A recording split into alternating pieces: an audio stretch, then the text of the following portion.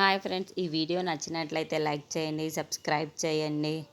కావ్య రాజ్ దగ్గరికి వచ్చి ఏంటండి ఇలా జరుగుతుంది అని చెప్పేసి అడుగుతూ ఉంటుంది. ఆ మాటలు వినగానే అక్కడున్న రాజు మాత్రం నీకెందుకు ఇవన్నీ, నువ్వు సైలెంట్గా ఉండు అని చెప్పేసి అంటాడు. ఆ మాటలు వినగానే అక్కడున్న కావ్య మాత్రం అది కాదండి తాతయ్య గారు అని అంటే ఉమ్మడి చెప్పి ఇల్లు ముక్కలు కాకూడదని చెప్పి అయితే మిమ్మల్ని ఆఫీస్కి వెళ్ళకూడదు అని అన్నారు. కానీ మీ పిన్ని మాత్రం అబ్బో కళ్యాణ్ని ఇంటికి రానివ్వట్లం లేదు, అలాగే ఆస్తిని ముక్కలు చెయ్యాలి అని అంటుంది. అంటే ఆఫీస్లో పరిస్థితులు ఏమవుతుందో ఒక్కసారి కూడా అర్థం కాదా ఆవిడకి, ఇంట్లో ఉన్న వాళ్ళకి అని చెప్పేసి అడుగుతూ ఉంటుంది.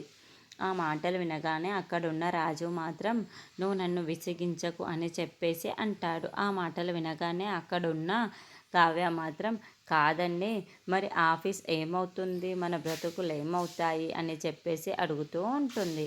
ఆ మాటలు వినగానే అక్కడున్న రాజు మాత్రం ఏంటి, నీకు కూడా ఆస్తి మీద ఆశ పెరిగిందా ఏంటి, ఈ మధ్య ఆస్తి కోసం ఆస్తుల కోసం మాట్లాడుతూ ఉన్నావు, డబ్బుల కోసం మాట్లాడుతూ ఉన్నావు, అంటే నీకు ఆస్తి అంటే అంత ఆశ పుట్టిందా ఏంటి, అప్పు కళ్యాణ్ని ఇంటికి తీసుకురావడం కోసం కూడా నువ్వు ఆపుతున్నావేమో, అప్పు కళ్యాణ్లు వాళ్ళ ఇంటికి రాకపోతే వాళ్ళ ఆస్తి మొత్తం మనకే దక్కుతుందని నువ్వు ఆశపడుతున్నట్టు ఉన్నావు, అంటే వాళ్ళ మన ఆస్తి మనకే దక్కాలి, నీకు కూడా డబ్బు మీద చాలా ఆశ ఎక్కువ పెరుగుతుంది అని చెప్పేసి అంటూ ఉంటాడు. ఆ మాటలు వినగానే అక్కడున్న కావ్య అయితే ఒక్కసారిగా షాక్ అయిపోయి రాజు వైపుకు చూస్తూ ఉండిపోతుంది.